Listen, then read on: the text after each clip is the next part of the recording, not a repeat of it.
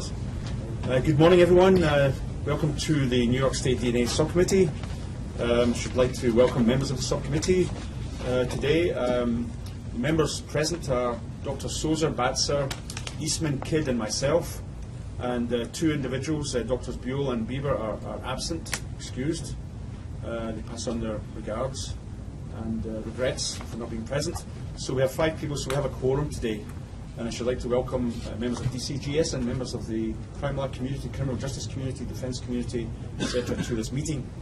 The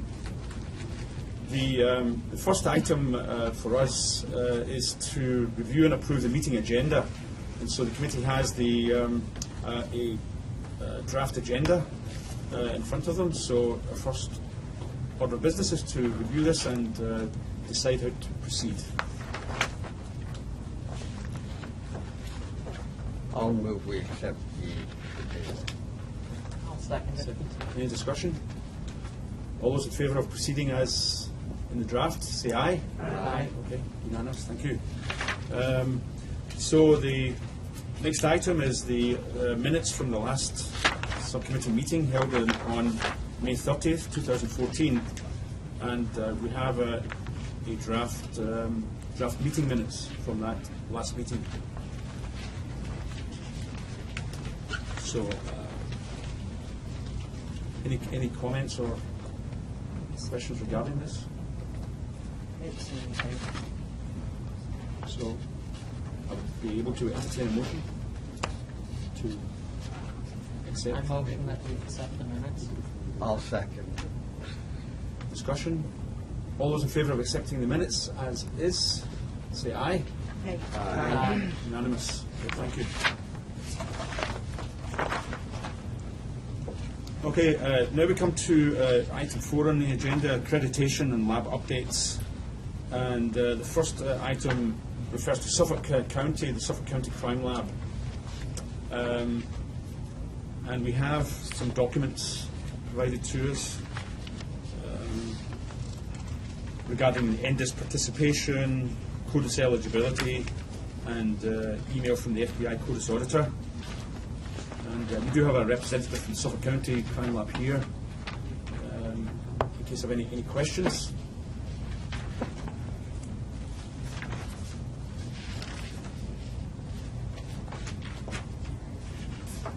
Actually, I had a question. It's on this. Excuse Wait me. a minute. Yeah, could you introduce yourself and?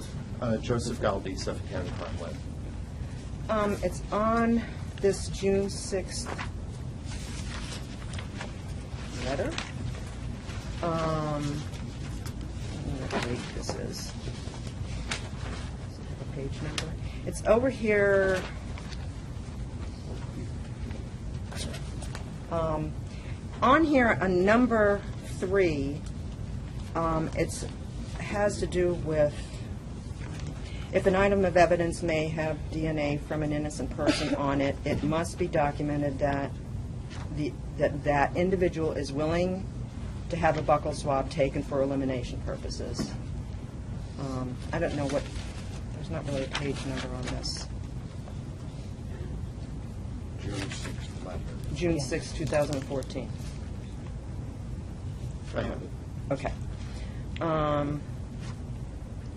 Does that mean they may be willing at the time, but when they come to collect it, what if they decide they don't want to collect it anymore?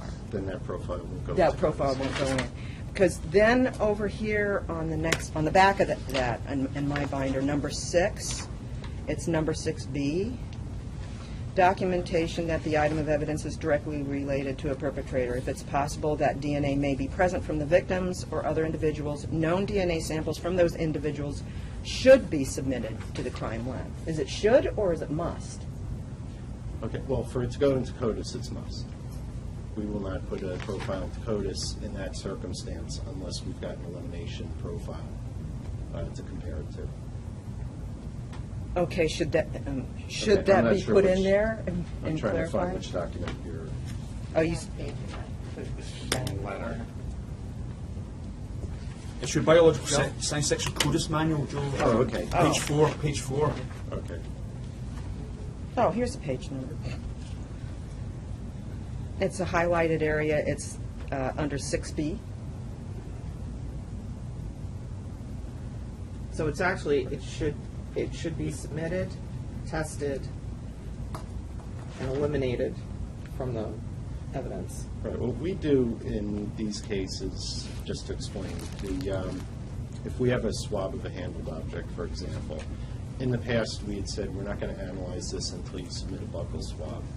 And then most of the time we're not getting a useful DNA profile from a sample like that. We were getting inundated with buccal swabs that we really weren't going to be analyzing because there was no profile from the evidence. So we changed it and said, just ensure us that you'll be able to get that buccal swab if we get a profile. And that's what we do now. If we do get a profile, then we request the buccal swab at that point. If they do not submit a buccal swab, that profile doesn't go into CODIS. Okay, so this isn't, I mean, I guess I was reading this as being conditions under which something is going to be put into CODIS, and it just says should instead of must, because if it's going to go into CODIS, it would be a must. It's Right. just a, I guess, then there was, I guess there was one other thing, and maybe I misunderstood this. If it isn't, this is at the bottom of the first page, that's June 6, 2014. It's this last paragraph before you close out this letter.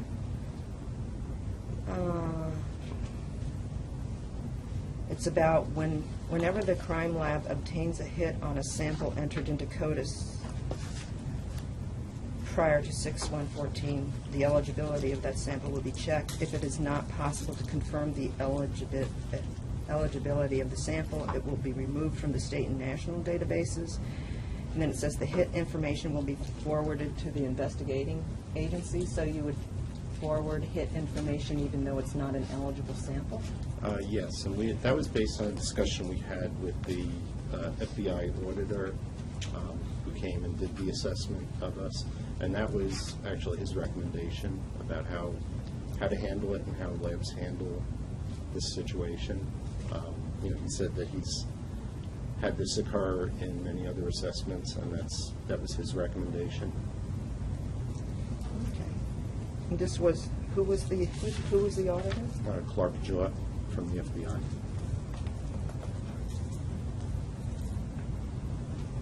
So basically, you had to clean shop a little bit regarding some profiles that are no longer eligible under the kind of new regs or new rules. What was happening? He had reviewed 44 of our cases, and he found a total of 6 profiles where he felt that the documentation wasn't up to what he felt it should be. We thought it was adequate documentation. He didn't.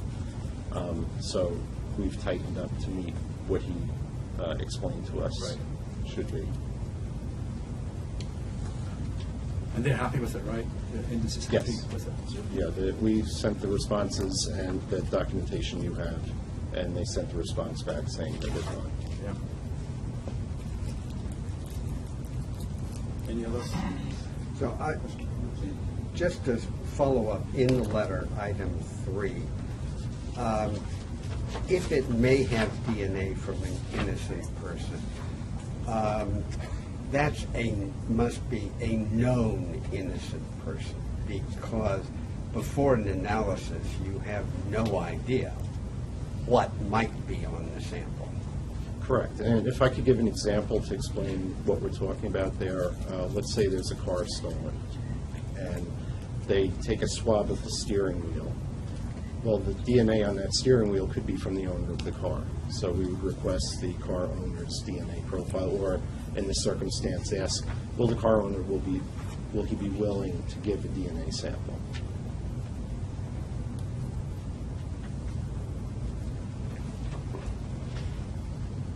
Any other questions, comments? I think this was for informational purposes only. Correct. Yeah. So thanks. Thank you, Joe. Okay, the next item is classified as old business, New York City Department of Forensic Biology. Discussion of findings at site visits regarding low copy number DNA procedures, but more importantly, really to answer the questions that the Commission put to us. If you remember, there were 3 questions that the Commission asked of us, one of which we've answered already. Question 1. There were 2 other questions. Has the lab's SOPs changed since the approval in 2005? And the current SOP in use today. So have the lab's SOPs changed since that approval in 2005? And has there been sufficient validation to support any change, if there has been a change? So these are the 2 questions we still, at the last meeting, weren't voted on. So what happened is we arranged for site visits, and on the 5th of August, myself, Dr. Batzer and Kidd went to New York City OCME, and we were able to tour the facility and ask questions and get answers to the questions that we needed to be answered.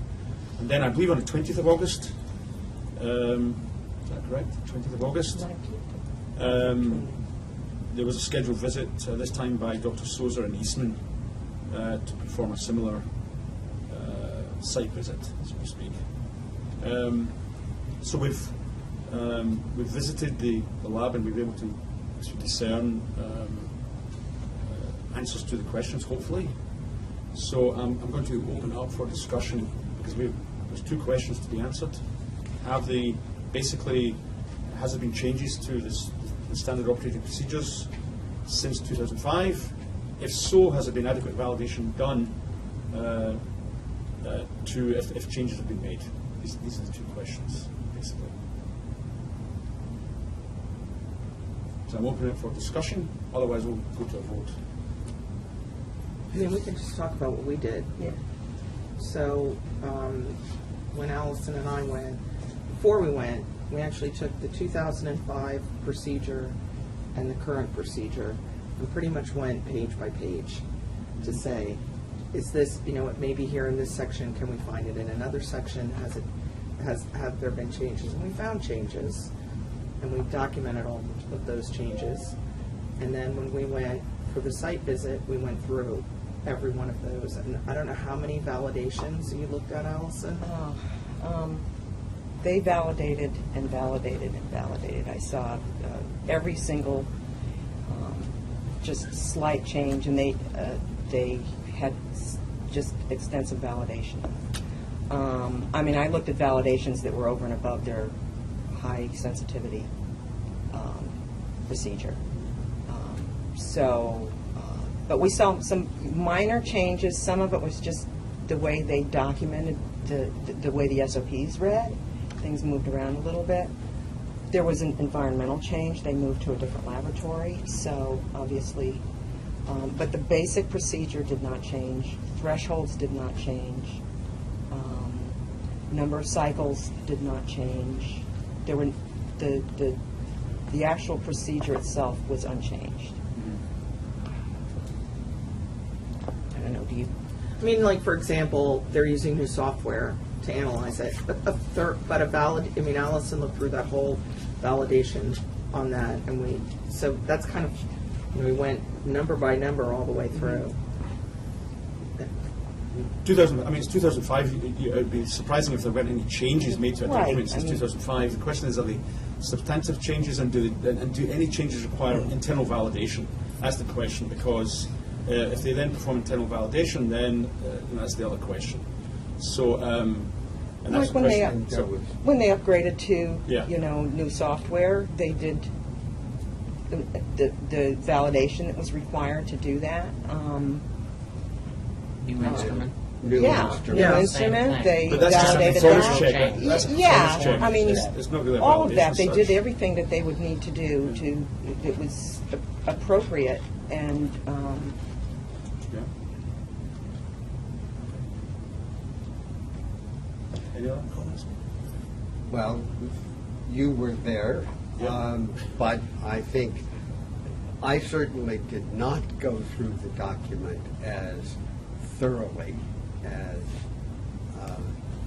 Mandy and Allison did, but what I did see exactly what they said, and it looked to me as though there were no meaningful changes in the procedure or the ability to get results. No changes, no substantive changes. Right. Merely adaptations and then the testing with introducing new instruments. That's it. Yeah, I saw the same thing. There basically no substantive changes, minor changes to documents as you'd expect, but nothing requiring an internal validation. And new instruments to perform the appropriate performance checks. And so there's been no substantive change to the procedure in itself, based on my review of the material and speaking to the individuals and checking things. So, any other questions? I'm not going to have any comments from the audience for this. We've already. I think we're in a position to vote. Any further discussion on this before we enter the motion? Does anyone want to entertain a motion? What should be the specific answer to the question? Yeah. In terms of the wording. So the question is: Have the lab's SOPs changed since the approval in 2005? And has there been sufficient validation to support any change? So the motion could be along lines, no substantive changes. The DNA subcommittee finds that there's been no substantive changes to the LCN SOPs since its implementation in 2005, since its approval in 2005, and therefore no validation was required since no changes were made. No internal validation. That's one possibility. No substantive change.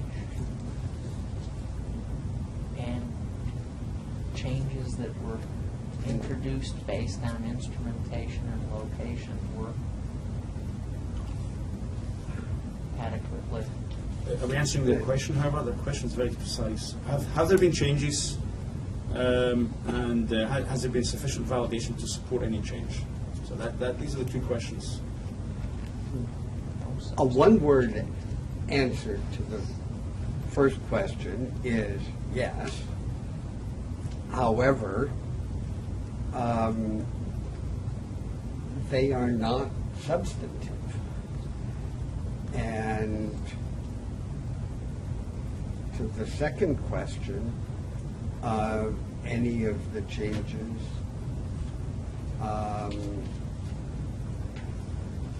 such as new equipment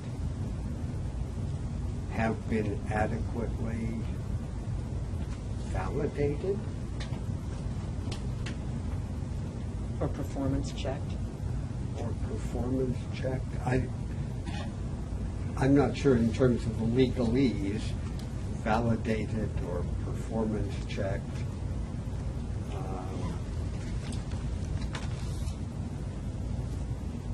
Adequately addressed. I think they were adequately.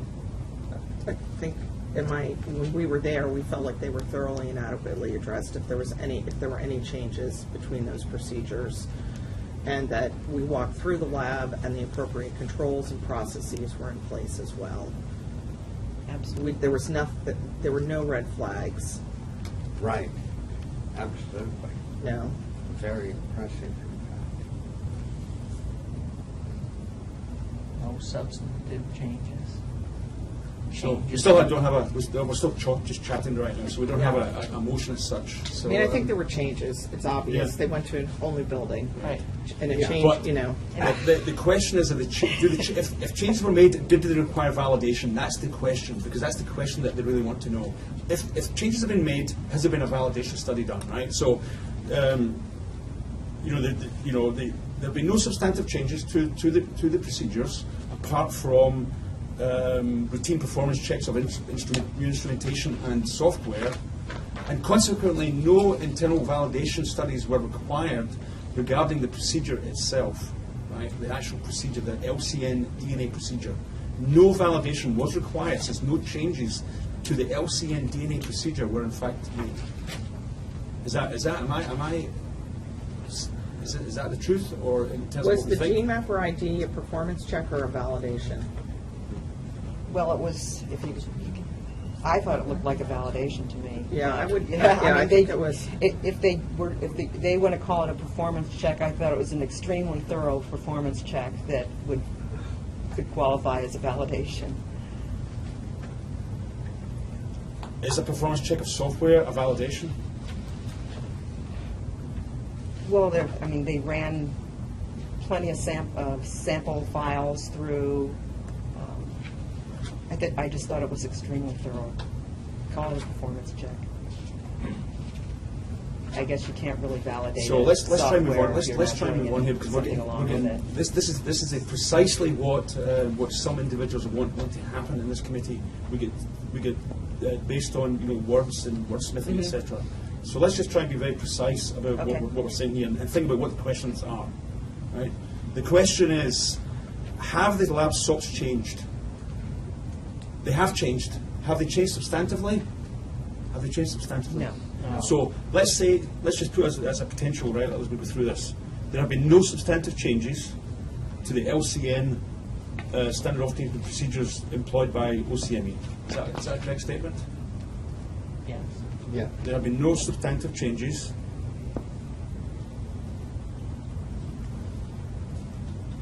to the LCN DNA procedure carried out by OCME. The SOPs, what about the SOPs manual? The SOPs procedure manual does contain some changes. Right, they went from legacy Some to changes. to ISO in 2010, so there was a big change in how the manuals were organized. The SOPs manual, the SOPs procedure manual does contain some changes, but not any that has any substantive effect on the method itself. Or somebody else chip in. Sure. I'm just trying to get I'm through gonna this. I'm just gonna jump in for a second to say a couple things. One, I think we looked at this very carefully, and we looked at really in a lot of detail on things, and I saw no red flags, and I'm not concerned about this at all. With that being said, I'm going to recuse myself from this vote. So I think you all should. Could you tell us why you're recusing yourself? Yeah, I'm going to recuse myself because my company, SNA International, did some work for the OCME. We do mass fatality response and planning, and for their emergency response department, we worked on did a small piece of work on a field operating guide for family assistance centers for mass fatality response. That was under a grant that will be distributed freely to the Mass Fatality Response Committee, and I don't want there to be any conflict, any potentially perceived conflict of interest. But you've contributed already to the debate. It seems to me that you correct me if I'm wrong, it seems to me that you've reviewed the procedures and the procedures look in order to you, and there have been no, in your opinion, there have been no substantive changes to the methodology itself. Yeah, I would say there are changes, and I would think in any lab there are going to be changes since 2005, and I would hope as we move forward there continue to be changes. Have there been changes to the procedure itself, the low template DNA method? Has there been changes to that method since 2005, the actual scientific method of LCN DNA testing at OCME, in your opinion? The actual amplification? The procedure itself. If they got a sample in today versus a sample they got in 2005, is there any difference in how they get a result at the end of the day from that? Fundamentally, no. No. Okay. So at least you can contribute to the debate. If you don't, you don't have to vote. Thank you for declaring that potential conflict. Just for clarifying, that contract not with the DNA lab, it's with the parent agency of the medical examiner. Right, that's correct. And it's finished. We finished that work. Right. Yeah, so you didn't do any work for the DNA lab or anything like that, right, specifically? No, No. it was for Family Assistance Center field operating guide. So if there's a mass fatality, how do you deal with the families when they come into Family Assistance Center or Victim Information Center? Thanks. Okay, so we're still chewing up this, trying to chew through it and get a motion on the table. Otherwise, we'll have this for hours. So, would someone else like to? Obviously, mine's failing badly. So can we start again? Start again. Right? The first sentence. There have been no substantive changes to the LCN DNA procedure carried out by OCME since its approval in 2005. Right? Is that correct? Is that okay? Is there potential? Because we haven't voted on this yet. This is just a motion, right? And I'm not sure we need to say anything about the manual. It has been rearranged, and some of the wording is slightly different to be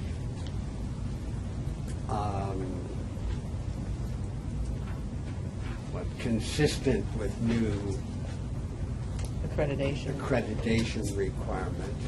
But that's not substantive. That's not a change in methodology.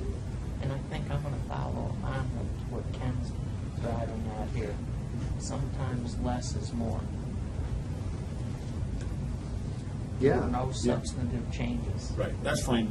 But then, so to answer question 2, which is, has there been sufficient validation to support any change? That also has to be answered as well. I would say yes. Yeah. See, we could say that sufficient validation has been conducted pertaining to new instrumentation and software, because these are the areas that's basically what the Fine. validation That's was. fine. And we call it validation. Performance checks and validation. Because I agree. a performance check is a form of validation. It's just not technically called an internal validation. Yeah, I think it's a according to words SWGDAM thing. and all that. But you're validating. But you get the same That results. that basically this- checking if it's. That this process is at least as good as or better than what they had in place before. So that's what a performance check has to do. But Determine. I'd use the word validate.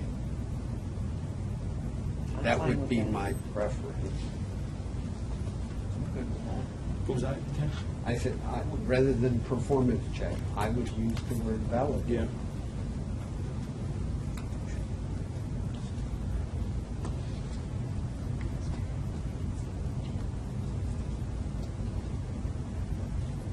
So sufficient. So the second sentence potentially, as we wordsmith this, is sufficient performance check validation. All right, we'll remove that. So sufficient validation has been conducted on new instrumentation and software that has been implemented since 2005. I mean, I think, Allison, you looked more than that. I think you're limiting yourself in what you're saying there. Well, that's why I think it's I mean, I appropriate think to use the term validation because, I mean, I looked. No, I did use. I removed. Sorry, I Okay, did say. yeah, No, so he's let me dropping- repeat the sentence. Sufficient, just to be clear, right? Sufficient validation has been conducted on new instrumentation and software that has been implemented since 2005. Yeah, Sounds good. yeah, I agree. good. Might I suggest maybe a change in order, although it's not responsive in the order of the questions, but to have that first, and then the second part to be there's no substantive changes to the procedure. So that way what it shows is it shows that any of the ancillary tools used for the procedure have been appropriately validated, but the procedure itself hasn't changed. Yeah. So we were just following the order of the question, but I mean it could be yes. The DNA subcommittee finds that sufficient validation has been conducted on new instrumentation and software that has been implemented in NYC OCME since 2005. Second sentence, there have been no substantive changes to the LCN DNA procedure carried out by OCME since its approval in 2005. Done. I'm happy with I'm those happy. two sentences. In that order as well? In that order? Fine. Okay. So, do we have a motion then for that? Or we did have one? we vote on this? So you, As for, Those two sentences. Yes, I'm, any second? I'll second. Yeah. Any further discussion? Do you need to read this again, or is it okay? We're okay, we're understanding? No. Okay. So all those in favour of the motion, say aye. Aye. Those who are recusing themselves, say aye. Aye. One recusal. So unanimous for those who are voting, and there was one abstention. Okay. Well, thank you very much for that. Thank you. So we will send a letter to the Commission answering the last two questions that we were asked to address. Okay. So the next item on the agenda is new business.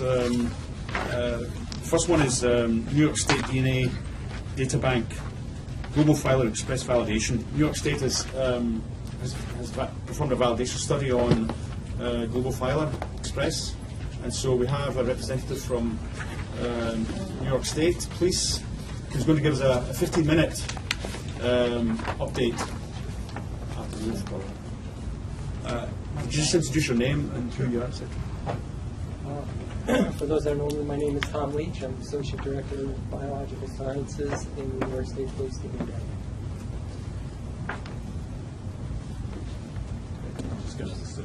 I should say that we have I should have said that we've been provided extensive documentation. Pardon? Oh, no, it's not a problem. yeah, there you go. The committee has in front of them an extensive set of documentation from New York State Police validation binder, along with a CD of the validation study. So we've had an opportunity to review this documentation already, but New York State Police is going to give us a briefing in any case, executive summary. Very much. I appreciate the opportunity to come down. As we left you back in May, we had indicated that we wanted to move forward with a global filer validation in hopes to have it ready for review and approval by the DNA Subcommittee, and I appreciate everyone taking the opportunity to review that. And what I'd like to do, what I did is just try to highlight the key points from the validation, and then subsequent to that, obviously we'll entertain any questions that you might have. So the technologies that we were validating, the main one was the new kit, Global Filer Express, which is a Megaplex kit. It's an STR kit that has greater than 20 loci. And then the technology upgrades that went along with that we were working on was a new BSD 600 puncher, the 3500 genetic analyzer, GMAP IDX software. Just to give you an idea, just real quick, as a picture, this is the BSD puncher, and basically just to take home here is this is the size of the punch card that we use in the DNA data bank that's used out in collection, and the size of the punch that we're using is a 1.2 millimeter punch. So it's a very small punch for this assay, and as you can see, there's still plenty of more room and more material to go back for reanalysis and confirmations. This is the 3500 genetic analyzers, and basically it's just an upgrade to our current genetic analyzer, and it's actually more compact than the old one.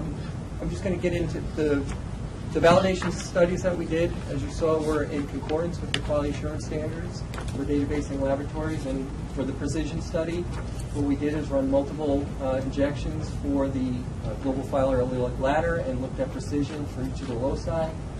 And based on that, what we did is we looked at precision within the injection, and there was actually 4 injections done. So we looked at precision between each one of those injections, and then across all 96 preparations.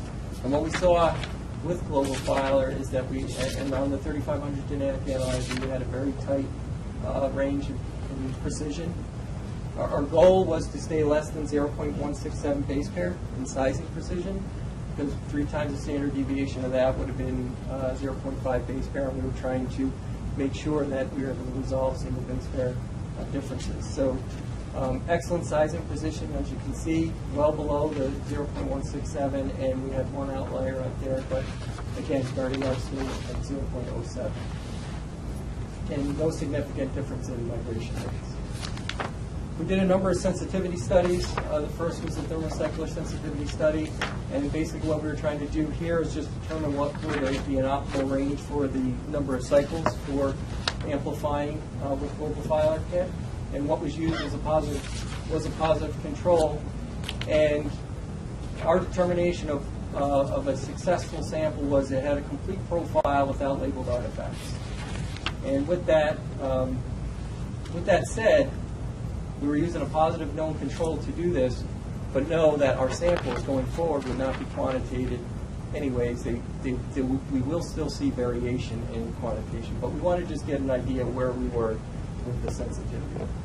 So with the this just shows that with the number of cycles, 24 to 27 was kind of the sweet spot for thermocycling. If we went above 27, we started to see the artifacts, and if we went below 24, we were not only seeing we weren't seeing artifacts, but we were now getting a complete profile. So that's what we determined as kind of our sweet spot.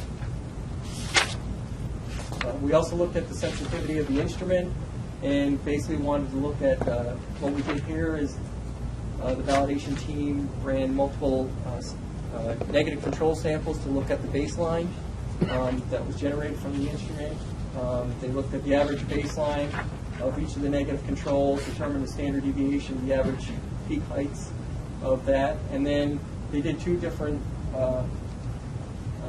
calculations of limit of detection. This is the limit at which an analyst can differentiate a DNA peak from instrument noise, so an analyst is looking at it, and that's plus 3 times the standard deviation, and then limit of quantification, which is the standard is the limit at which the analyst software can accurately differentiate a DNA peak from instrument noise.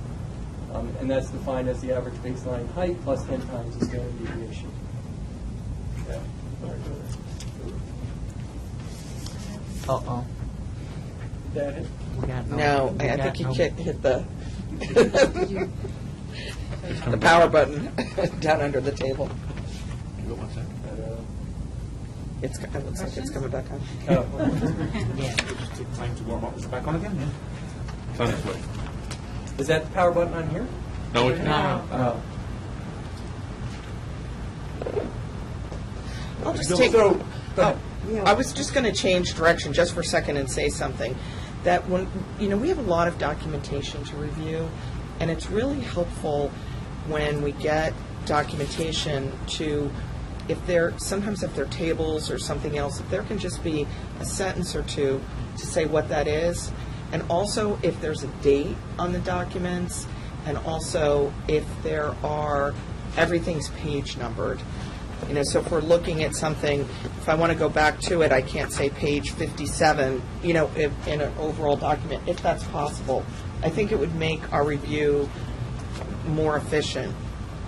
And it's not just this, but this has been with other things. When we just, we're not involved in something and we get a document, we're not really sure what the date is, or, put it in context, or if there are attachments, to make sure that attachment goes with this part of the document, and then are we missing a page or not? So, It's coming. It's coming back on now. yeah, here it comes.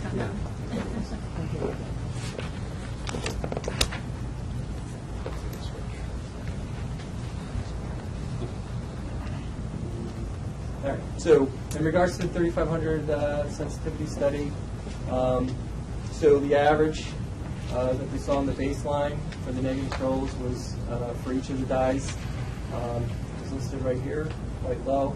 Determine the standard deviation, and then 3 times the standard deviation for limited detection, which is 10 times the standard deviation for limited quantification. So as you can see, what we determined is, in the past, our normal threshold in the past has been 75 RFU as our minimum peak threshold, and we feel that based on that, we should be able to retain that peak height threshold going forward.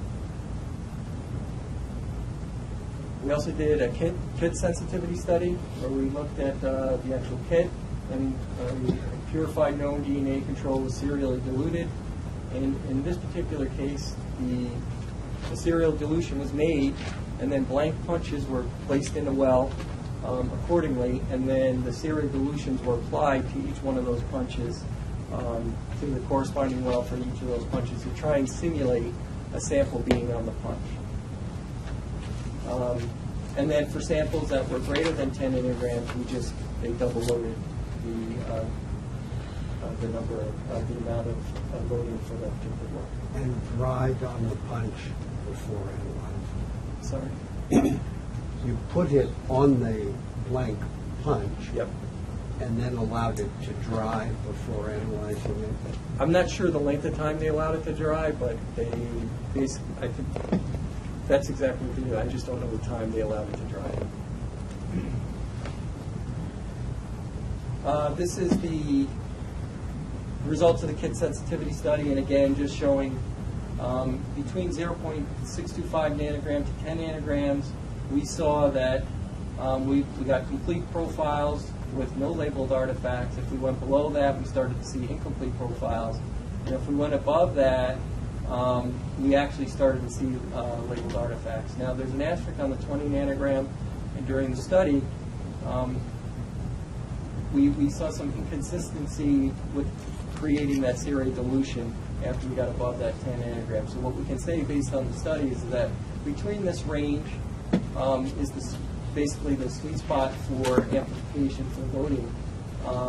But above that, anything above 10 nanograms, you could start expecting to see artifacts. And this range corresponds to some other validations that are out there in regards to global filing. And then the next, now just to reiterate here, although we're determining, the ideal range, again, with direct AM chemistry, you don't really know what concentration of DNA is going into the actual reaction. Well, with the kit sensitivity study, this kind of shows what you might expect. The average percent imbalance increasing as the DNA concentration decreased. So as the DNA concentration decreased, you saw an increase in peak imbalance across all loci.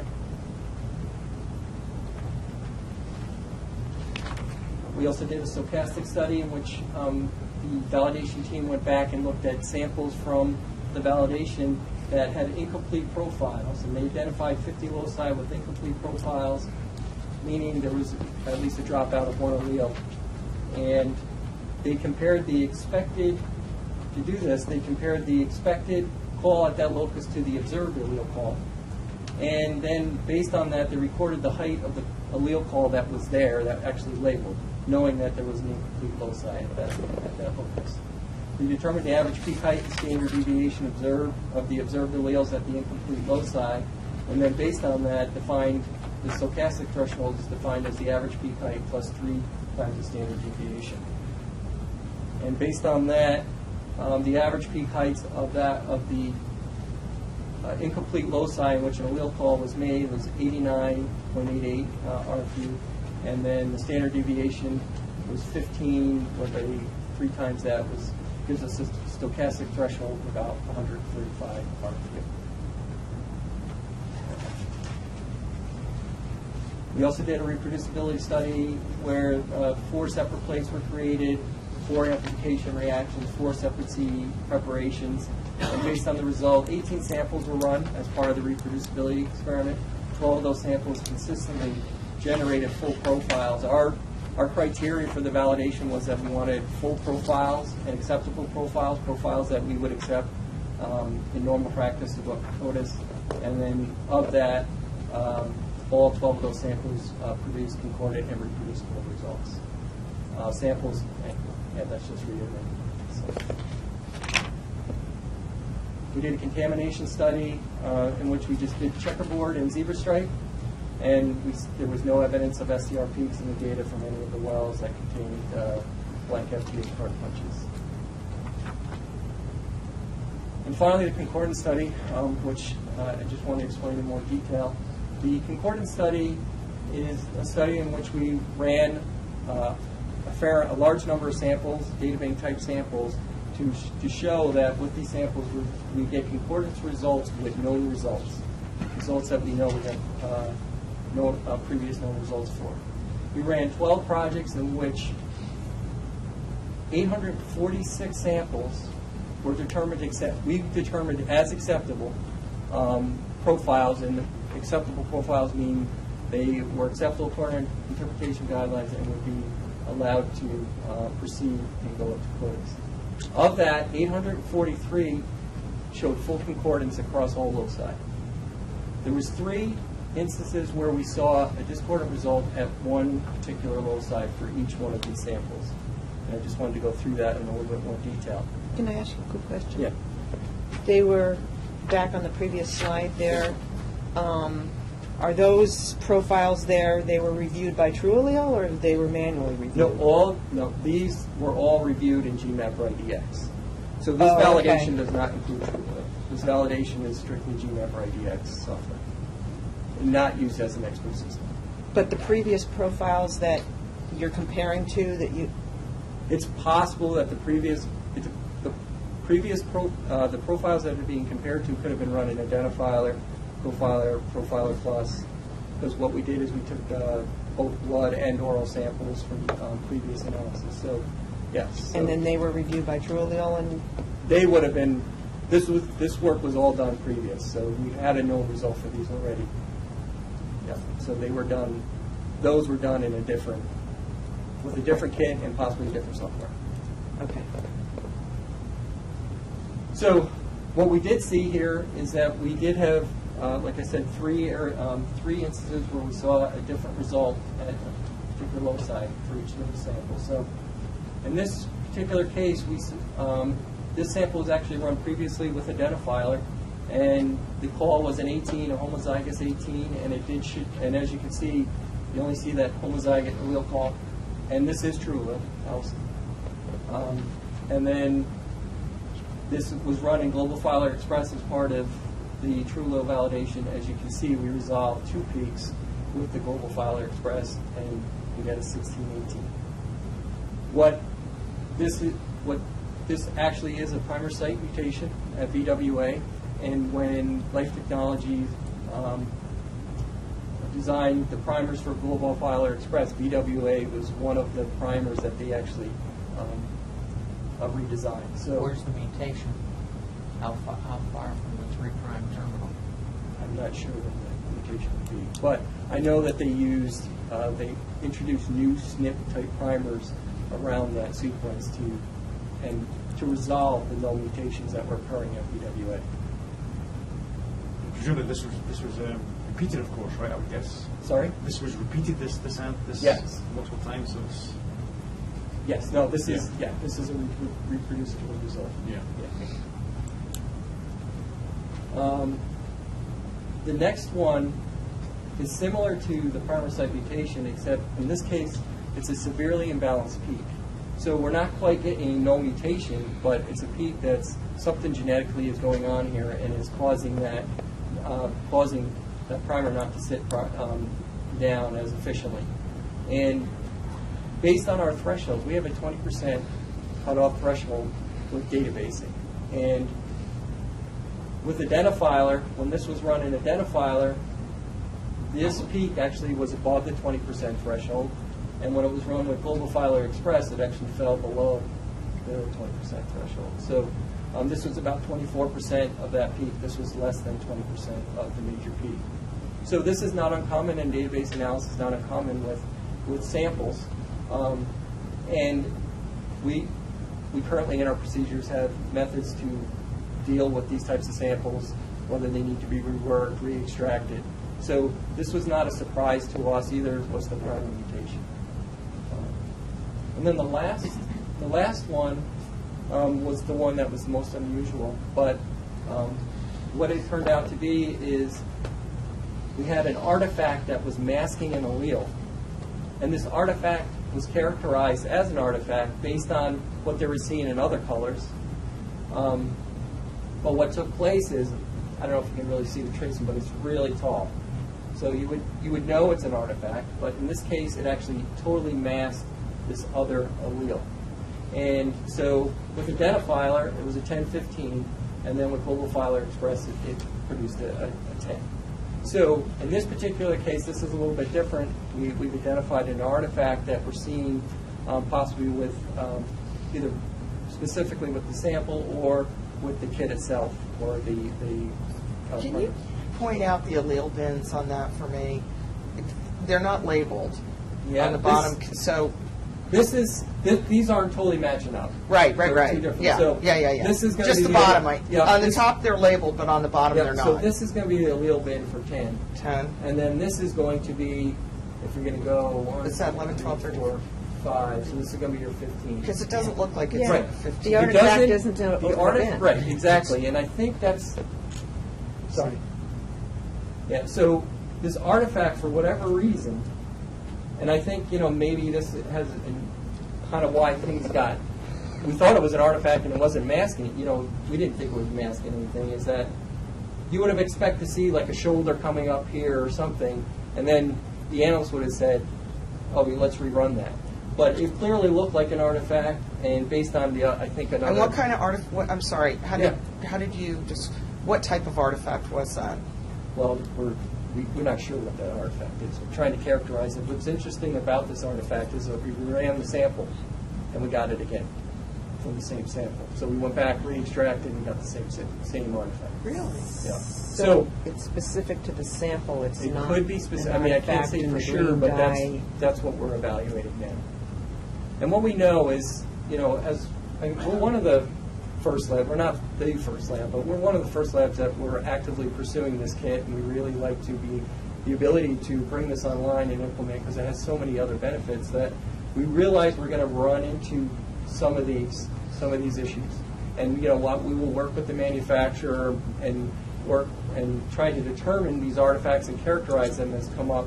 Hopefully, be able to provide them information. They can provide us information, and then procedurally, we will just set up in our procedures a way to handle. We already know what this looks like. We can start. And it's across all channels? I don't think it's across all channels, and I think it's not all die lanes. I think it's just that I can't remember what die lanes it was, but And this was a buckle or a block? I believe this is I'm not sure. And this is I would the only try to get another sample you've sample. seen it in. This is the only, and part of the Concordance data set, yes. Yeah. Are This there is the new o- these are the primers? only Are there three new instances. primers? Were there new primers for D8 in the kit? I don't think I don't remember. D8 has new primers. I think it's VWA, TPOX. D3, VWA, D18, D19, THO1, FGA, D5. Yeah, I didn't think D8 did. So this is an artifact that we would have, that we would control procedurally, and then obviously work with the manufacturer to try and identify what's going on. We want to go back and possibly go back and look at the card a little bit more, a little bit further, but we did reproduce this result with that same card. So kind of leads into the card, but can't say Have for you sure. Can you get another sequenced- sample? We haven't done any sequencing. Did the primers change between identifiler and global filer? I don't- Or is it the same? Are they precisely I believe they're the same primers? based on, Okay, so probably not a. I believe D8 did not change. There are no new SNPs. Yeah. I mean, there are no new primers that are added in for D8. Can you get another offender sample, other than the one you currently have, just get another sample? That's something we could do. I don't, that's something we'd have to get authorization to do that. But, that is another suggestion. Tom, could you go back to the other profile, the D21? Yeah. This one here. So, when I was reading this, you were saying that in the database unit, that you can call something a homozygote if you have this peak here to the right, a peak of that size, but it has to be 20%. Is that? How often do you see that? Because in casework material, that would be. Are you saying you see this quite often? I wouldn't say we see it quite often. I couldn't give a number, but we see it a fair amount where we do see peak imbalance. And No, but this is a homozygote. So this is not, no, this is a true heterozygote. Okay, sorry. I thought it says No, in I'm here. sorry. No, this is a Okay. true heterozygote. Exactly. Yes. Okay, sorry. Yeah. So, because in here it says something about the homozygote, let's see what it says. I would almost think that there's probably a subpopulation of cells in this individual, and some have the 32.2 and other cells might not. You know, Yeah, that's I'm not why. sure genetically what's going Yeah. on here. So. But Jack, I've seen these before. You know, where you have I call them a true imbalance. You No, could and repeat that. heterozygous. Yeah, heterozygous, absolutely. Yeah, you I'm- could I'm- repeat that 100 sorry. times, and you know, you probably would get the same. I'm misunderstanding. Profile. You know, I thought that the way I read this description about it, you know, it talks about how you call it, homozygous. The interpretation guidelines it takes a locus would consider homozygous. If the imbalance between alleles at locus is greater than 80%, Correct. should remain. That's So- that's for a stutter peak, not for a peak upstream like this, right? Yeah. So, Way no, upstream. for peak imbalance, Yeah. in our interpretation guidelines, based on the history of what we see, we evaluate peaks down to so if we see a severe peak imbalance down to 80%, and remember we're dealing with all single source samples, so if we have severe imbalance down to 80%, well, let's say just above 80, so it's like 78 or 75%, we will rework that sample and determine whether we want to put it in as a heterozygote or do we want to put it in as a homozygote. And based on our interpretation guidelines, if it consistently falls under that 20% threshold, we're not going to put it in as a heterozygote. We're going to put it in as a homozygote. So you're going to call that, that's my, I suppose that, And this- yeah, I get to my point. So you're going to call that, if you saw that, never mind the top one, if you Yep. saw that profile down there with your current system, you would call that homozygous 28. Yeah, after Despite the reworking fact the that the sample peak there- and doing some additional Yeah. work, yes, it would end up at 28. Yeah. Do you ever give it a code? Do you ever give it a code to say that there's a severe peak imbalance on that? No, but majority of our samples go through an expert system, so there's indications in that, but no, we're not generating code or we're not writing down something that there's peak imbalance. I mean, I shouldn't say we don't write it down. In the past, we've done it. Going forward, we're doing less of that because we're allowing the electronic software to do that. But in all three of these cases, what's important to realize is that if, and in this one in particular, because we do see this, is that if this went into CODIS, we would still get a hit to a forensic sample. We would not be missing any hits with the Right, with the search. With the search. But for a direct comparison, Yep. But for a direct comparison, when you're we looking call at it, homozygous. and you base it on interpretation, like, we could have looked at this and said, well, yeah, both peaks are there, it seems concordant, but based on the interpretation guidelines that we use, and we look at that 20% threshold, that's what got called with identifier, this is what got called with the filer express. my suspicion is that that's a genuine allele. That's my suspicion. Yeah. And If it's basically confirmed it's likely to reproducible. be that, yeah. So anyway, so I suppose the issue is, in all your studies, you've done 890, how many 800 something, 96, that, and you've looked at all of these, you found three loci or three samples that in Right. fact had three loci, three samples, three separate Well, it's samples. 3 samples, but only at 3 loci. Yes, three loci. Different locus at each Right. sample. Yeah. Each. 2 of which we would have expected. Right. And then this artifact is something that we would have to deal with procedurally going forward and obviously work with the manufacturer on. But you would redo that sample even though it's below the 20%, would you rerun it, given it going? In this So, particular with the example? global filer Oh. express, would you say that raises sufficient concern we should rerun it? Yes. That would raise sufficient concern to rerun that sample. Just to, because what we want to And if the do, next time it was, say, this is 18%, the next time it was 21. exactly.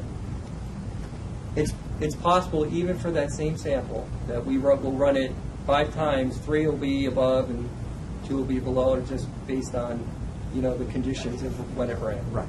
And because it's so close to that 20% threshold, it's teetering above and below. So then we just, But I would call that reproducible. right. Yeah. Yeah. I think it's reproducible. So would your suggestion then be to put that 32.2 in, knowing that it's not meeting the threshold of what you would expect to be? I mean, I think this is a really interesting issue that the labs in the state should talk about on how they're going to deal with these. I call them known imbalances, because if you have that profile and let's say the 28 peak is at 1,000, then the 32.2 peak might even be below your back. It's with that imbalance, you might not even see it if the peaks are lower, might not call it. And it would be, I think it would be interesting for the labs to get together and say, at least as a state, let's be consistent on how we do this, so that when we have potential, potential hits, that we can be somewhat consistent. Because if you called that a 32.2 and then you had evidence that's lower, you might not ever pick up that 32.2 in there. So this is the point of validation, isn't it? That you study these things and you come up with a new kit. So this is a new kit. It's a new kit. And the concordance is about 99.98%. Yes. Right? Because it's 3 loci of 896 times 21 loci. So it's approximately 99.98%. That's a pretty good. Right? I mean, any scientific stretch of the imagination, it's a very good concordance. Yeah. And we're very excited about this kit. It brings along a number of benefits to us. Reduced turnaround times, increased efficiency, could reduce sample costs eventually, and obviously increases power discrimination. And we really wanted to be one of the labs kind of being at the forefront of this. And we realized we were going to run into some bumps in the road, but obviously working with the with the manufacturer and with the laboratory staff and dealing with this stuff procedurally, we feel very confident that this system is a very robust and reproducible and reliable system for databasing samples. But from a statistical point of view, I would not call that inconsistent. That's correct. By looking at it, it's not an inconsistent result because it did reproduce that additional peak. But based on within the margin of error, you would expect. You're getting that result because you're running a 20% global filter. So, I mean, in a casework unit, they wouldn't be running a 20% global. Well, they're going to do it by study rate. They're going to do it by locus. Yep. So, I mean, do you really need to run a 20% filter straight across? I mean, it would have been labeled if you just use a 20% stutter filter straight across and Well, that's what we're using it. have it filter. I mean, it's filtering off all your labels, anything below 20%. Yeah, we do. That's what we do in databasing. Is that we use we apply 20% filter across. So if casework ran the sample, it would have a label on it. It might Potentially or It might. potentially And not. It would depend on the peak heights on it, It depends too. on the peak height. Or It depends on how what, well what, it what amplified. threshold they're using. Right.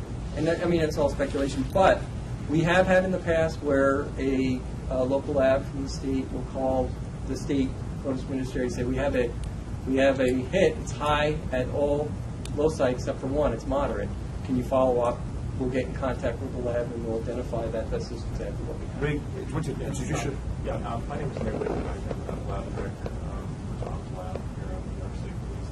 If I could just chime in, certainly the whole point of, or something that Tom said was, the point is we never miss a hit. That information would go back to that lab, and then the lab would get the known sample to be able to do this exact direct head-to-head comparison. So they would see, compared to the crime scene sample, where you have that true imbalance, they would be able to rerun it against the known sample, see exactly that true imbalance. So we would get the investigative information to the lab, they would get the sample, they could do this, and we would definitely be there to help resolve it. I think the key piece that Tom mentioned is we would not miss the hit, we would get the hit and get the investigative information back to the lab, and certainly resolve these issues directly. I guess in a general sense, how often at this locus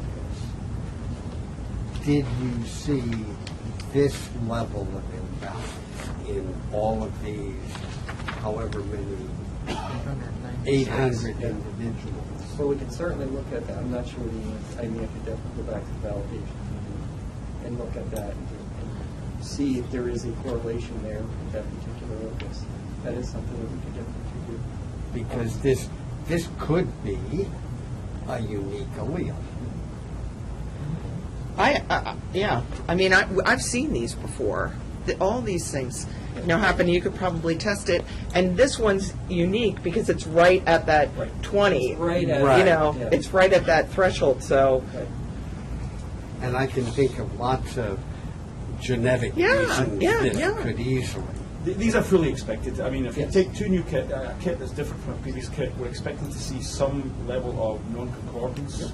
That's fully expected. We've seen it in every kit we've ever done, ever, intrinsics. Right. And not only within the kit, but you're going to see it between kits. The question is, the question that really as scientists we're concerned about is how often does this occur? Is it going to cause problems with interpretation, etc.? And so most what happens is typically as soon as you're doing this, you're basically categorizing, you're doing a study with a reasonable number, 896.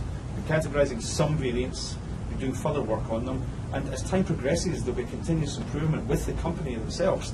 Because if some of these are artifacts that can be moved or resolved, they will in fact do that. I've been involved with for example, the Wi-Fi Plus situation where some of the work we did is fed back into the company, and they're improving it continuously. That's what they do. So anything that the company do, they'll help based on the feedback you get. You won't be able to resolve all of them because some of them are biological, and that's the ones you want to be aware of, obviously. And with these severe OB compounds, when they get to the 20%, that's where the analyst is going to look at the sample. We do have discretion, once it's above that and peak and balance, we do. It's not like we wouldn't accept those. They will be accepted. so this one's more interesting. The artifacts this one's an interesting one. I'd be interested in seeing the entire the entire profile on that. And then I think it would be important for you all to publish some of these so that the rest of the community can, as you're moving forward on this, I would recommend publishing some of these so it's educational for everyone else. Or submit it to STR base. Yeah. And that's one of the kind of exciting things for us is to be kind of at the front of this and being able to firsthand deal with some of these issues and be able to work with the appropriate people. We also have been working actually with CODIS in regards to the upload of these and getting prepared for that. The last thing I just wanted to mention real quick is that with the validation requires a NIST certification. And basically what you use is a NIST standard reference material. And just one thing I just wanted to note is we got perfect concordance with the NIST reference samples. But NIST does not report out the Y and del result. So we contacted NIST and we're awaiting. They said that hopefully in the fall they will have the result, their certified result for Y and del, so that we can certify against the Y and del as well. And I already talked about the benefits and why we want to move towards direct chemistry.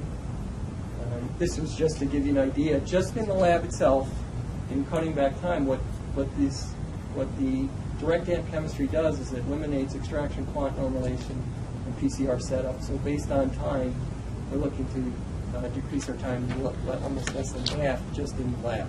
This doesn't include the review time, but it just gives you an idea of the impact that it can have just in the laboratory. That's all I had. Obviously, if you entertain any more questions, I certainly appreciate everyone thoroughly reviewing this. Just a quick question on, so Global Filer has 3 male markers. Did you have any of those samples that you ran that did not exhibit all 3 male markers? Well, we did. We had a null Y, and then which then exhibited. Well, that's what we had. We made sure that we had samples that had a null Y, so that we could see, making sure that we see that the Y and del resolved alleles as well as the Y marker, and we did see that. So we actually had knew of samples that were null Ys. So what you're saying is that the melanogen was a null Y, but on the indel it was a positive. Yeah. And that's the reason why the Y indel and the Y marker is in, because a Y null allele I don't want to say it's common, but it does occur. It does occur. So this is a way to give you some assurance on that. Yeah. Can I just ask you a question on the kid sensitivity studies? You have two figures here. One was that one you showed where you said the average percent imbalance at 10 nanograms looks like it's, 7-8%. And then when I looked at this, Okay. and I didn't understand this because So this particular slide, and I don't know.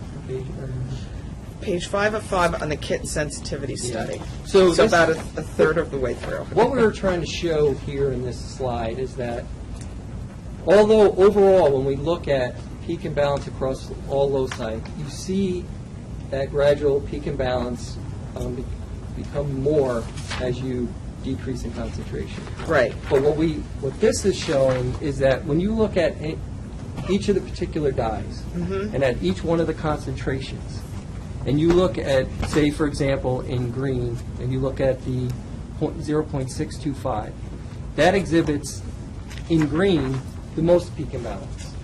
But if you look at in purple, Yeah. it's the least peak imbalance. Okay. So all we were saying there is there's not a correlation of peak imbalance across the dyes. Yeah. But if you look at it across all loci, you saw the overall that's the peak imbalance. Yeah, so two things that kind of struck me when I was looking at this. One, I was looking at green and I said, you have an average peak imbalance of near 70 to 85%. Right. That's huge, a peak imbalance. I would think that would be your peak balance versus your imbalance, because that means that you're at, even at the lowest, you're at 35% Right. balance. So I'm I'll questioning that. Yeah, I'll have to take a look at And then the second thing, when I looked at this, I just looked at, just did a quick check and looked at 10 nanograms. Yep. And here it's 30, 25, 32 maybe, Yep. and, 28. So the average of that is around 30, but when we're over here, our average is about 8. Okay. So it doesn't Yeah, I'll match up. take a So look at I think that. you need to look at It that may be again. the way that this was done, the way that this was Yeah. created does not correlate properly with that previous chart. So we'll take a look at that. And then just one other thing Yep. that I noticed on this same one, when you had, you talked about, I think it was the 20 nanograms was inconsistent. Yep. When I said, well, if I switch the 20 and the 40, then it looks like it's consistent. So I don't know if, I would go back and look at that, Okay. look at that again. Okay. Because I'll I think that, definitely take a look at that. if you switch those two back, Maybe that's what, why it, just yeah, just. Yes. somewhere during the crunching of data or something. Certainly appreciate that. Yeah, we'll go back, we'll take a look at that graph to make sure that makes Yeah, sense. something just doesn't. Something doesn't jive. And then I would be very interested in seeing the entire profile on Sure. this. Yeah. My suggestion as well is when you're in the summary, the executive summary, when you're referring to the concordance, you should give a rate. Instead of saying it's concordant, when you say something's concordant, it usually implies 100%, which is not in fact true. You just say 896 samples were examined, whatever it was, or the number of loci, and the concordance rate of 99.98 or something, a percent concordance. And if there are three non-concordant, discordant ones that are being, being evaluated or something. Just so you say that. This is in the executive. Yes, so that it's clear. Right When out I there, first read that, I thought it was, it's 100%. I thought, wow, that's amazing. And then when I read that, no, it's not exactly, which I felt better because I didn't believe it at first. I literally didn't believe it. I just didn't. So, and lo and behold, there was 3, which is okay. When I say it's okay, it's just life.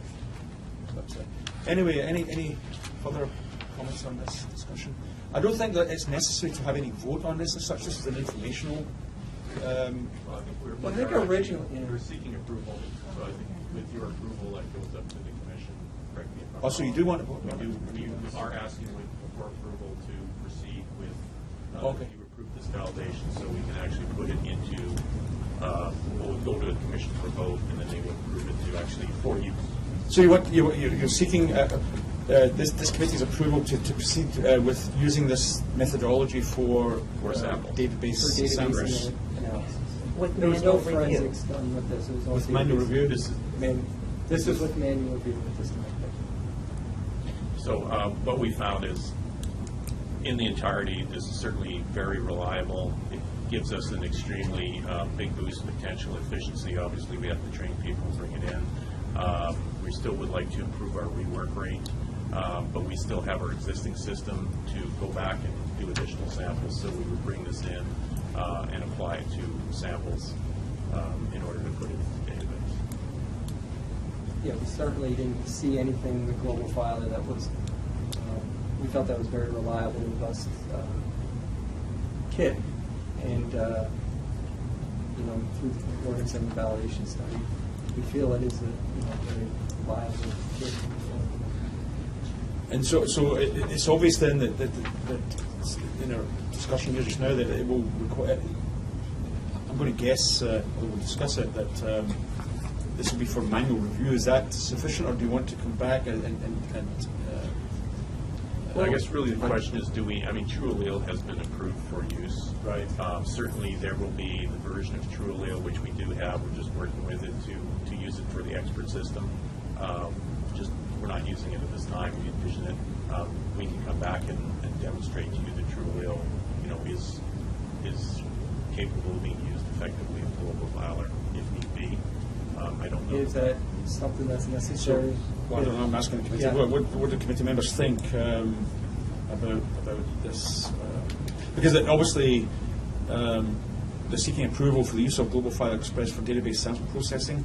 That's just what they want. Do we want to, in the motion, put a proviso on that with regard to manual processing or not? That's the question. I don't know what TrueAllele would do with these three very oddballs. Yes, excellent term. Because none of this was done, so it's clear that none of this was done with TrueAllele, right? No, we are working we're working with Cybernetics to adapt TrueAllele to global filing. Yeah. But we have not processed that data yet. So, but with TrueAllele, in regards to TrueAllele, it was previously approved by the Linux Subcommittee, and then this would just be a new kit that all the algorithm, everything's the same. It's just now you're adding more loci. So I don't know whether it seeks approval, but we can certainly come back down and provide an additional update on that. Right. The only real change, the algorithms are all the same. The only thing is now they have to add, the new screenshots to get all the additional markers that are going in there and so forth. And we would, for example, for those true imbalances, it still has the rules in there that would fire and show us to have a closer look. All those things would be in place just as they are now. So it wouldn't be a big change. However, if you feel it's something that needs to be done, we have no issue whatsoever coming back and demonstrating to you that TrueAllele is working appropriately. It's whatever you believe to do. We do want to proceed with getting approval for this going in with manual review. And ideally TrueAllele, because it's definitely a productivity advance to be able to use that for expert system use, less manual review. So the only issue, I just have a couple issues. I have an issue with those two charts. And so I have an issue with the validation study as it is. I mean, everything may be okay, and I didn't know if there was some way that, and when the concordance that you have on that, there's no number on that, and then that the 115 that's on there, that was called as an artifact. I didn't know if there's a way that I hate to hold stuff up like this for a whole nother meeting, but I'm not comfortable on the numbers on those charts because they just don't match. Something's wrong there, and I would like to see that fixed before we move on. But I hate to hold, Can we I don't do know an what that email is. vote? No. But the next meeting's in November. So. But then, It's not does that that hold it up couple months. again? Does that have to hold it up for the next? It'll hold it up until after the commission votes in December. December 5th, right? I mean, I have made a look at it today, whether Well, that's the movie if you Waiting take us for on the next- word, we will definitely fix this immediately as soon as we get back to lab. The difficulty is that the next meeting for the commission is October 24th, and this would set it back. The question is, are these relatively trivial, or would I say trivial? Are they substantive issues that are going to affect their ability to perform this, or is it a matter of, putting a proviso in the thing that the documentation, the validation documentation, has to be updated to reflect the discussion we've had here today. Provisionally approve it with manual interpretation, pending then them coming back with an explanation. Yeah, we'll come back and just like we can provide additional information for Drew Leal, we can demonstrate to you any advancements you'd like to see at the next meeting. I'm just wondering if we Could you introduce yourself? Sorry, Steve Hogan from the State Police Counsel's office. And as to the manual version of this validation, about which there's a lot of agreement with some very good questions, and we're nowhere near, polishing and sharing information as far as this is concerned. Is there a possibility of a conditional vote to address Dr. Souser's point, which is to say that Global Filer manual review is approved, provided that such and such a condition subsequent be, provided within 30 days, and there's no further objection or something. I'm trying to think of a way to not lose months and months and months. I mean, this is there are people that are involved here, and throughput is critical, and we've got the guts of it, and we're committed to making it perfect. But we also want to be as responsive to many of these questions as possible. So maybe, I don't know if Gina thinks if that's too funky of a sentence or something along that line. But since we can't have an electronic vote, we're completely committed to giving you what your information is, and I don't think it'll change your overall view of. Right, I agree with you. I agree with you on If that. we take a vote, it goes to the commission, right? Correct. And if that is clunky, as you said, the commission are likely to say, what is that? I don't know what they're going to say. If it's not very clear, it may be that they're fine In with other it, words, we're but I don't basically know. saying yes, and we're trusting you, and if you let us down, it implodes. It's kind of a bomb. In other words, there's a condition subsequent. It isn't fully, it isn't a report until after that 30 days goes on, and there's no evidence that members of the subcommittee didn't get what they were promised. Yeah. My view is that these are issues that have to do with documentation and et cetera for the validation study itself. My own view of this is that as a scientist, have I seen enough validation? The validation looks good to me, looks expected, but the documentation, the actual documentation of this can be improved, as always Polished. happens. Always happens when you have an internal audit, when you have external audits. People come and review things, and you say, "Okay, I'll change this." You're not changing any data. You're just you're basically rewriting. You're explaining things and making things better. So to me, that's what I see this being. That's my own view about it. In case I'm missing something, that there's nothing substantive to the actual methodology that we're expressing concern with. I don't believe would that be true? The actual methodology itself. I don't see anything in the methodology that is of serious concern. It's the documentation of the validation study that there can be minor improvements, a few places here and there that would be recommend that you change. So is that sufficient in itself, that the documentation change, to hold up the whole process of the substantive increase in productivity that one is going to see here for the people of New York? Are we going to hold that up because they need to make a few changes to a document? If it's not, unless it's the work, unless it's the actual science itself, of course that's a different issue. If it's not being done properly, or the science, there's some data that's inherently wrong, or a conclusion is totally out of whack. If it's just adding figures and data and checking that there's no, on a couple of graphs, there's some some issue that can be easily resolved by just going back to the lab and checking it.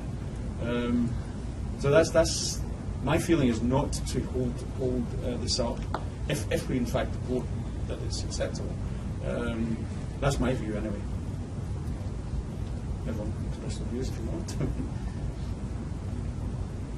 So I did not notice the inconsistency that Mandy noticed, but I certainly looked through on the CD a lot of those plots, and they sure looked good to me. So I don't know that graphic inconsistency is a serious problem. I think it was probably done by two different people at two different times. I don't know.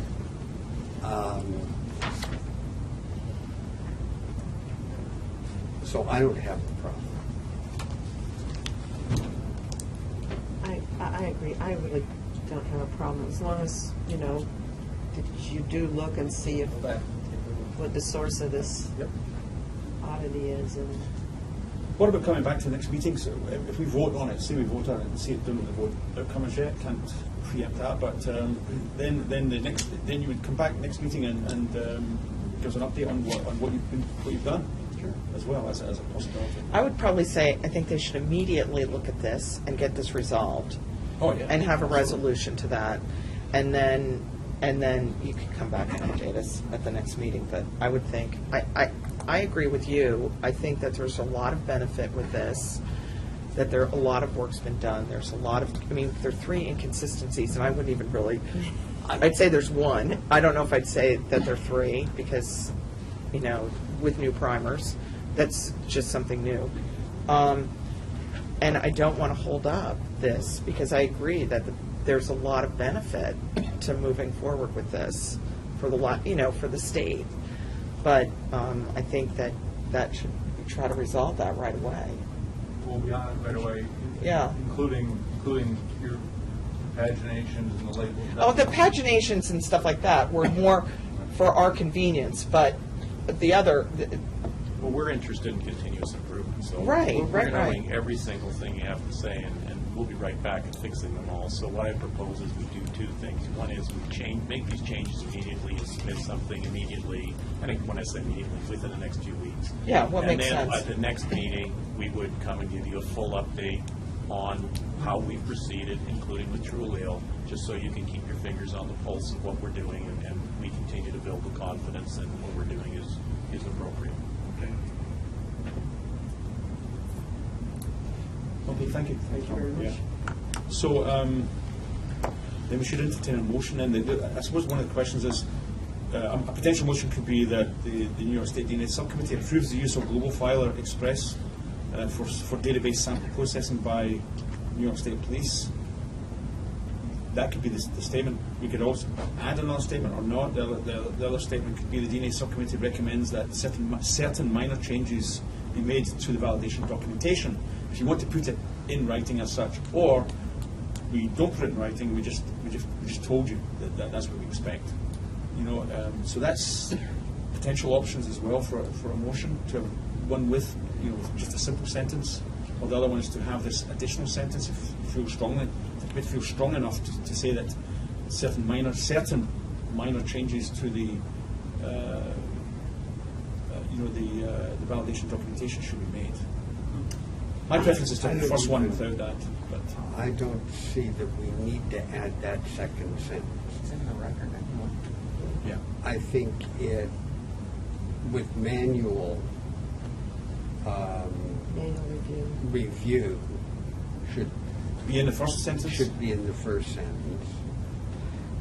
And I think just as whether we put it in the motion or just general information,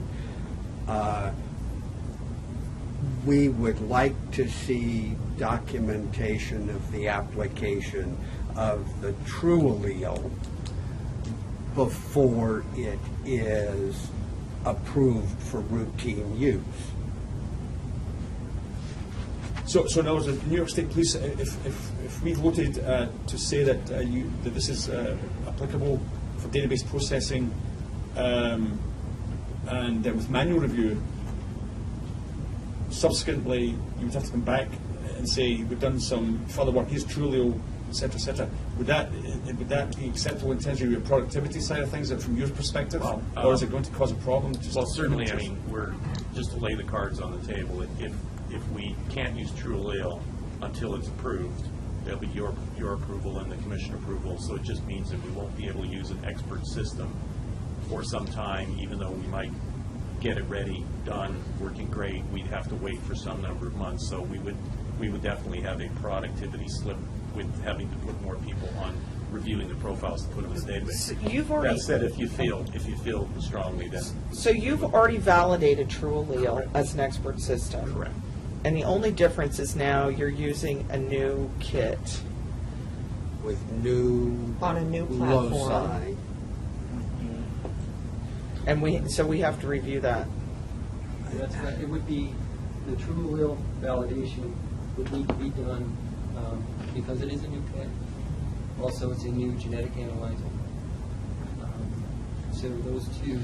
I'm not questioning if validation needs to be done or not. I think it does. I'm questioning if we have to review that validation. Yeah, so the validation needs to be Every, done. sorry, okay, yeah. I think it's we have to see does Trulio work on this. We have to. So I mean I think you have to, and my opinion is that we have to as well on this committee. And you'll be so doing it you have to do it anyway. We're certainly So- going to be doing it. Yeah, I mean, Yeah. Trulio is approved. However, to come back and show you the validation, we have no issues at all in doing that. So we certainly will have the validation done, demonstrated to you that it's working appropriately, and we can seek your approval at that time. Because I think one of the issues is the non-concordance. So we say, okay, it's good. The question is then, is it the same non-concordance, or is it going to increase that non-concordance? That type of issue is probably the most pressing concern I would have. Does Trulio exactly replicate this, or does it pick up some other issues, etc., or not? You know, and if it's broadly similar, that's okay. But if it dramatically increased it, there's no reason to a priori expect this. But I don't know until we see the data. So. You know, I suspect that we would want to see further documentation about Trulio. I think. Yeah. Okay. The same What do you think? algorithms on new loci that may have new characteristics. I'm certainly not confident that it will. Let's say I'm 90% confident that it will work, but not 100%. Well, we're very confident it will, but that's the whole point of the validation. We come and demonstrate that it does. I think maybe it all needs to come back. That's fair. Yes, because you said something very carefully. You said that you're working with cybergenetics. That tells me that there is some modification. There's some work has to be done. That's correct. Yeah. So just based on that, it's important, I think, that we do due diligence here and look at that Yeah, data. we're fine with that. Yeah. That's fine.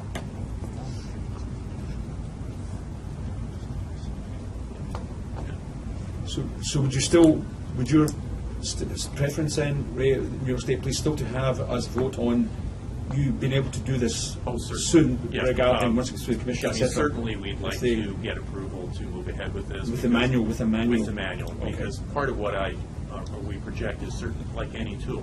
You get it in your hands, you start to work it, you improve upon it. The quicker we can Yes. really start to apply it means that we're going to see the benefits and we're going to improve it. And then as we move ahead with that, we bring in Trulio, we bring in all the tools to bear, we come back, report, and it's a work in progress. Okay. And we certainly appreciate your feedback in any manner to assist us with doing that. Okay, thanks. So what about then, the New York State DNA Subcommittee approves the use of Global Filer Express for database sample processing by the New York State Police using manual interpretation. Sounds good. Yes. Any, that's a motion. I'll put it, somebody will want to put that. I move that we use that wording in Yes. Second. I'll second. Any discussion? All those in favour of the motion, say aye. Aye. Okay, unanimous. Thank you. Thank you. Thanks very much.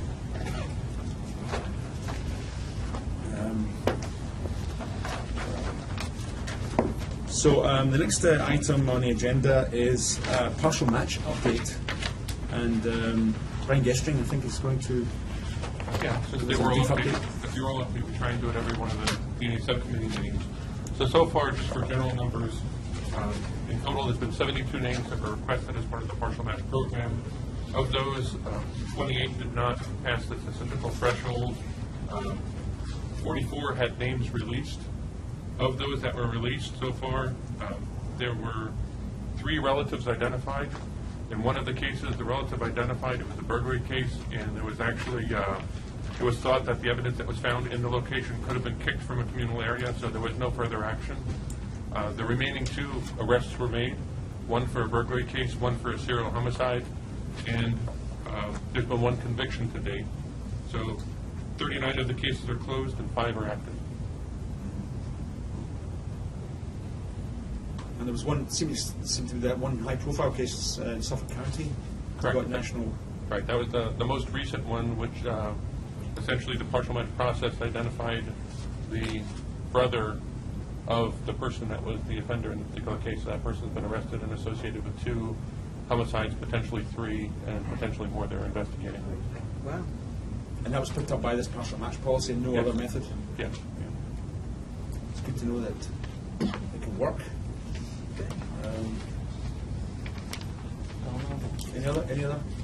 Any questions? I think that's good news. Okay, thank you. The next item is lab disclosures. We have lab disclosures from Onondaga County, first OCME and Suffolk County. And so we have documentation. We were provided documentation from the various agencies. So the first one we'll talk about is the from Onondaga County.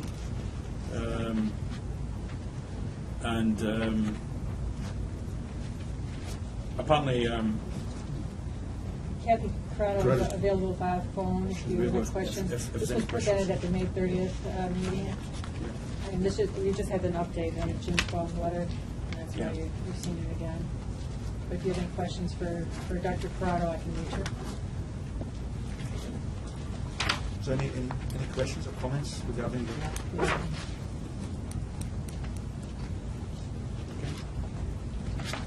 So we can see then that basically it's been resolved. The second one is second one is OCME.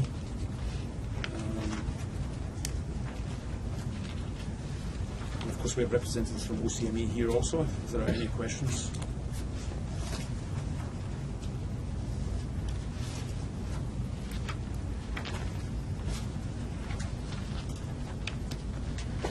I was just curious, what's the status of the limbs enhancement?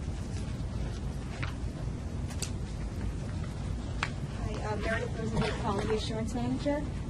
The status of that is that we've requested a limbs enhancement, and it's currently with the vendor for our limb system, and they're working on creating a table within limbs that we can just pull profiles from within limbs. And are you going to be, it will be done by your We're deadline? shooting for December, but we're sort of at their mercy of how fast they can get it done. So yes. We've told them that we would like it done by December.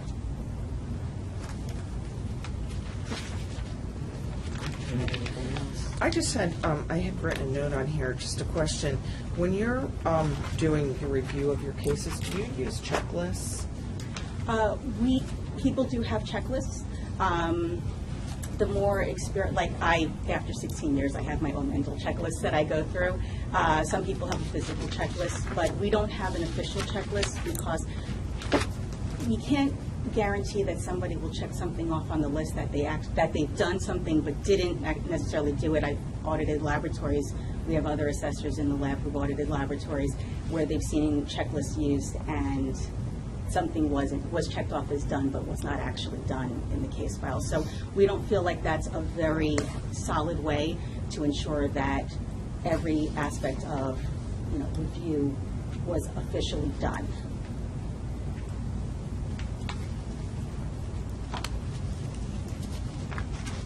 I just think when you do something over and over and over, you know, the same thing and it gets complicated, sometimes you don't remember where you left off, or it's hard. So any tools that you can give people to help guide, I would Well, make we a do suggestion have, on that. we do have in our manual, it does list things that you're supposed to check for, and paperwork that's supposed to be within the file that they're supposed to check for, and what the analysts and technical reviewers are responsible for at each stage. But we don't have an official checklist. We did not feel that that was a way that we wanted to go for this. But the cut and pasting is a no-no. Right? The cut and pasting Oh, is I have sent an email to the laboratory reminding them that every analyst and technical reviewer is responsible for everything that they're reporting out, and to double check it before it gets reported out, and that there is to be no cutting of information from one case to another. I just have one more question. This is at the end of this, page 2 of the root cause analysis report. Are the supervisors doing the technical review, or, I mean, why wasn't the issue caught in technical review?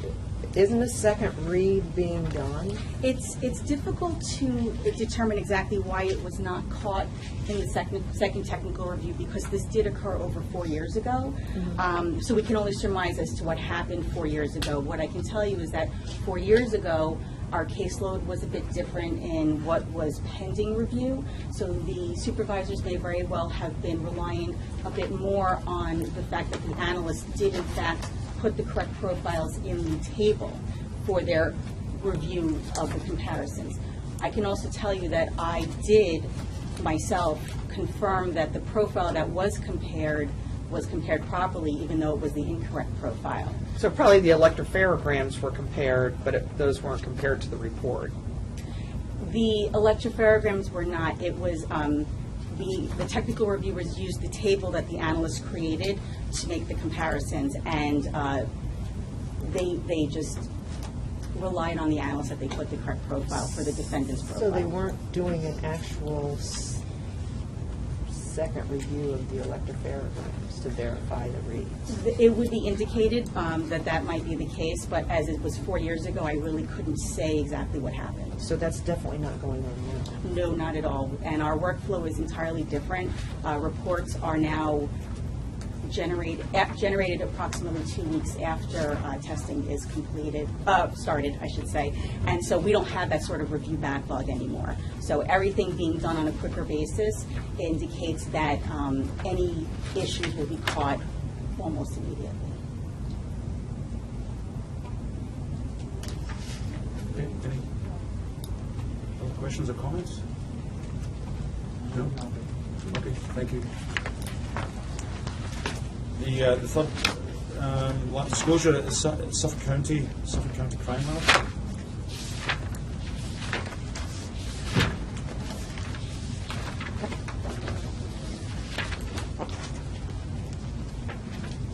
Joe Gold will be back at the table. Any questions?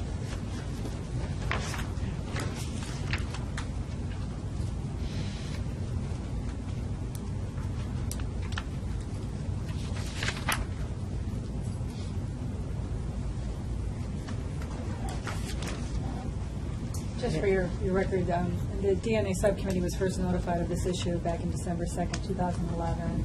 There was updates in 2012 as well. Yep. In May 8th, 2012, the commission was notified. To give you background for those who weren't here. Yes. I don't have any questions. Duly noted. Okay, the next item is labelled as an executive session, and so do I have a motion to enter into executive session to discuss information relating to current or future investigation and on matters that could lead to the promotion, demotion, discipline, suspension, dismissal, or removal of a staff member? Do I have a motion? My motion. Okay. My second. Second. Discussion? All those in favour of the motion say aye. Aye. Unanimous. So, to members of the public, or non-members of the... Now, get your phone number. Here I am. Okay, I should like to reconvene the meeting, the DNA subcommittee meeting, after executive session, where in fact we've taken no action required by the committee. There you go. Subsequent to the It's in executive session. The next meeting, date and location, I already mentioned November the 7th. And with that, I should like to close the meeting and thank everyone on the committee and from DCGS and for our absent friends for making it a productive meeting. Thank you very much. Do you have a motion?